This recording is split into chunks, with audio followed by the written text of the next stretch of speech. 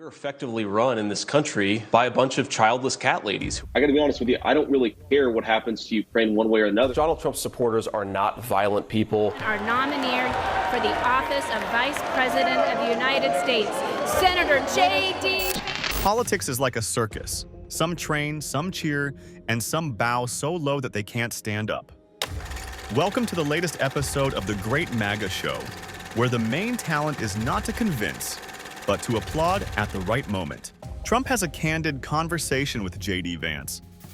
Formally, it's a dialogue between allies. In reality, it's a crash course on how to wipe your feet on those who serve you. And yes, they even thank him for it. Today, we will discuss transformation. From the author of a book about a neglected America to a man who now happily retweets any Trump blessing. What exactly went wrong along the way? Or was everything going according to plan, just not his plan? Was it a political divorce? A show of humiliation? Or just another banal Tuesday on the reality show called The Republican Party in 2025? Let's figure it out. Donald Trump wants you to understand one thing clearly.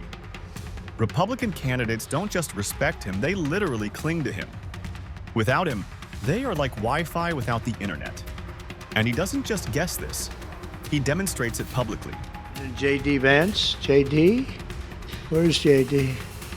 What the hell happened to J.D.? Because he was just here. He must have gotten a call from China.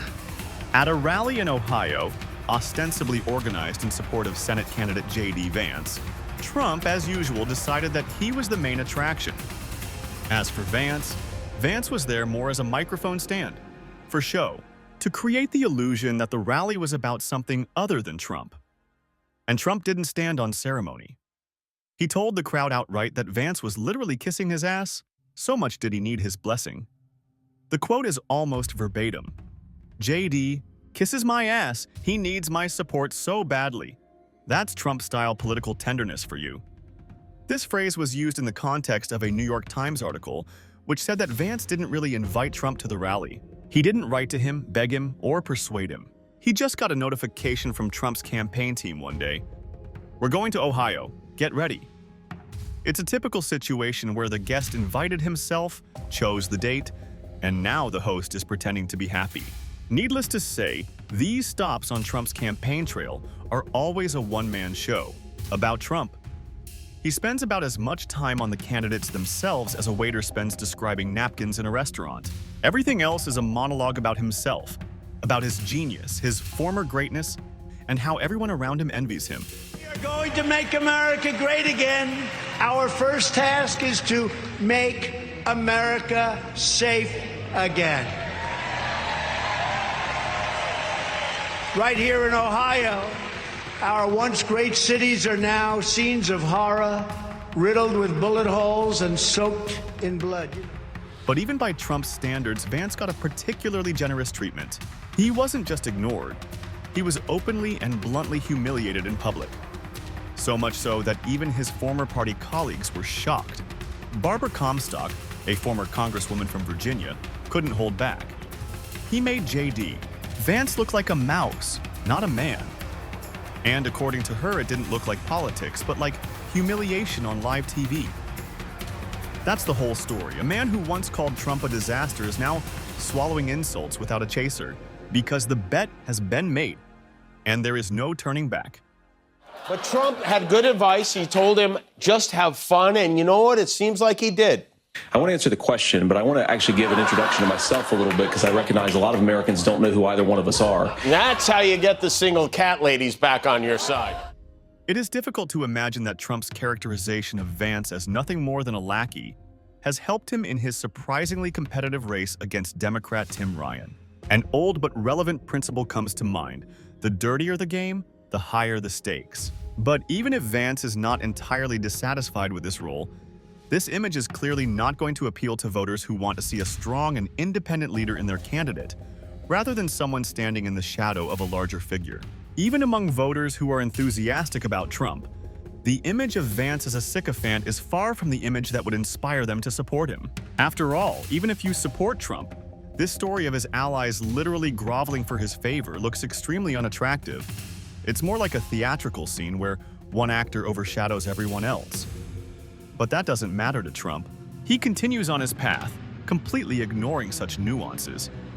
And so one of the takeaways is not just that the Republican Party base is somehow fundamentally flawed in a way that's unique in American political history. It's that Trump is a really bad candidate and, frankly, I think a really bad person.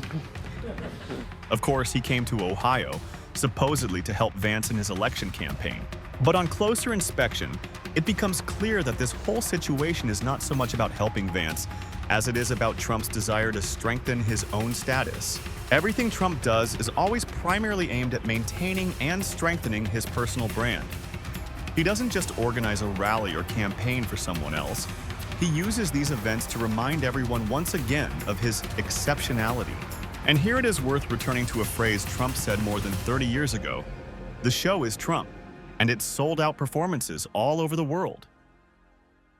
At the time, his words may have been perceived as mere grandstanding, but today they sound like a credo for his entire political career. Every rally, every speech is essentially a show in which Trump plays the leading role, and everyone else in attendance becomes nothing more than a supporting actor. Even if it seems at first glance to be an attempt to support another candidate, in the end, Trump remains the center of attention, and all eyes are on him alone. This is the moment that is important to keep in mind when trying to understand what is behind Trump's actions. His strategy or motivation cannot be deciphered by trying to guess his political intentions, some profound ideas or goals. No, in Trump's case, it all boils down to one thing. He is who he is, and everything he does will always revolve around his personality. This is politics built on a cult of personality, where no one can be more important than Trump himself. This is not a long game, not a after me the flood strategy, but a completely different logic. Everything Trump does is a show where he is always the center of attention. Everyone else is just an extra on his stage. And since Trump constantly emphasizes his own importance, it is critically important for him not to forget this even in situations where he should be helping someone else. For him, it is more important not just to see Vance win, but to show who is really calling the shots. In this drama, Trump is the main actor, and the rest are just his supporting cast, even if they try to take center stage for a moment. So what did Trump really want to convey to those attending the rally in Ohio? The answer is simple: not why they should vote for J.D. Vance. No, Trump is not interested in convincing people that Vance is a worthy candidate. The main thing he wanted to show is that Trump is still extremely popular among Republicans, and that every Republican candidate, including Vance, is actually desperate for his support. For Trump, that is the key message. And as humiliating as it may seem for Vance, who is being portrayed as nothing more than a sycophant kept on a short leash by Trump, Trump isn't particularly concerned about that. All he cares about is how it enhances his own image, how it helps him look strong, powerful, and still necessary to the political scene. And yeah, when you screw up, when you misspeak, when you get something wrong and you change your mind, you ought to be honest with the American people about it. It's one of the reasons, Margaret, why I've done so many interviews is because I think it's important to actually explain to the American people where I come down on the issues and what. For Trump, it is not only the process of maintaining his popularity that is important, but also the demonstration of power. He is the one who decides who deserves support and who does not. And this situation with Vance perfectly highlights his position as party leader. After all, he is not just one of those who help. He is the main factor on whom the political careers of others depend. In this context, Vance may look small and pathetic, but Trump feels huge and indispensable, and that's all that matters to him. So yes, Vance may be nothing more than a pawn in this story, whom Trump uses as an example of his control, but that's not a problem for Trump. The main thing is to show everyone who really holds the power, and that's him. Everything else is secondary. And you know, little changes over time. Vice President J.D. Vance is no more important to Donald Trump than he is to everyone else. However, it would be a big surprise if it turned out to be any different. My biggest problem with Trump, and there are many, many things to pick out, but my biggest problem with Trump is that his message to the right, especially the white working class of which I came from, is anti-conservative and in some ways anti-American. It's fundamentally that the deck is so stacked against you that unless I'm the president, nothing that you do will change your life's outcomes. I think it's wrong, and I think it's very self-destructive. In an interview with Brett Baer on Fox News, Trump, as always, did not mince words. When the conversation turned to the future of Vance, a former Republican who was once an independent political voice and has now become a staunch Trump supporter, literally surrendering his principles, dignity, and even his family for Trump's support. Trump threw him under the bus. He said outright that he didn't care about Vance's future. Vance, who betrayed everything he once held dear on his way to power with Trump, obviously expected at least some reward for his loyalty. But what did he get in return? Apparently nothing. Absolutely nothing. That, in a nutshell, is the essence of Trump's relationship with his allies. You can sacrifice everything, but if you're no longer useful, you quickly become expendable. Do you consider Vice President J.D. Vance to be your successor, the Republican candidate for 2028? Brett Baer asked. Trump didn't hesitate with his answer. No, he said briefly, but he's very capable. Then, with his characteristic self-confidence, he added, I mean, I don't think it's, we have a lot of very capable people. Trump was back to his old self. He continued to praise Vance, emphasizing that he was doing a fantastic job, but essentially said nothing specific about his future prospects. But for now, I think he's doing a fantastic job.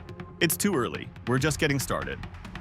He clearly had no intention of rushing to any conclusions. Exploiting some of the racism that's there, but he's also exploiting people's fears. I think that he's leading people in a very dark direction, and that's ultimately what worries me the most. Terrible candidate. Idiot if you voted for him. When Baer, undeterred, continued to ask about future elections, noting that Vance would surely be looking for support in the midterm elections, Trump, as expected, evaded the question again. Yes, many have said that it was the greatest discovery in almost 3 weeks in the history of the presidency, he said, returning to his usual theme. His own great and indisputable role in politics. Not a word about Vance. Why is Trump so reluctant to talk about Vance's future? The answer is simple. Trump already has a candidate for 2028. And no matter how hard you try to guess, that candidate is definitely not J.D. Vance. Of course, Trump cannot run again due to term limits, but that has never stopped him before. He has already expressed the idea of returning to the White House several times, not only during the election campaign, but also after he had already won the election. As always, Trump finds a way to circumvent any rules to put himself at the center of events. So many people want me to do it. I have never had requests so strong as that. But it's something that, to the best of my knowledge, you're not allowed to do. I don't know if that's constitutional that they're not allowing you to do it or anything else, but there are many people selling the 2028 hat, but this is not something I'm looking for. It seems that it is more important for Trump to demonstrate his unwavering leadership role than to give way to someone else, even if that someone is someone like Vance, who seems to owe him everything. Legality? Well, that's not as important as always being the center of attention, and all these formalities are just minor details that can be circumvented. Of course, Trump's opinion has changed 1,000 times, as has that of his vice president. Who do you see as your successor, Mr. President? Well, it's far too early to say that, but I do have a vice president, and typically it would be, and JD's doing a fantastic job. He would be at the top of the list? It could very well be. I don't want to get involved in that. I think he's a fantastic, brilliant guy. Marco. And the media, of course, did not ignore this. Memes depicting Vance as a loyal page boy. Videos from rallies where he stands in the background, nodding as if trying to guess the right answer. Headlines like "When Intelligence Lost to Loyalty" or "How a Man with a Voice from the Heartland Became Just an Echo of Trump." All of this quickly spread across social media. Critics are rubbing their hands together, fans are arguing in the comments, and political analysts are doing what they do best, writing columns with gloomy predictions. Can't help but you kind of feel sympathy for J.D. Vance having to defend Donald Trump, who he himself openly denounced. It's kind of like being Diddy's defense. While everyone is focused on Vance, something less noticeable but perhaps more significant is happening in the corridors of power. People who still had some independence are now quietly bowing their heads. Some may not have been fans of Vance, but they saw him as a sign. If he caved, then no one else should rock the boat. Now the message is clear. Here, you either obey or disappear from the radar. Loyalty has become not just desirable, it has become the only currency. Fear is the new form of control, and public displays of devotion are a mandatory form of communication.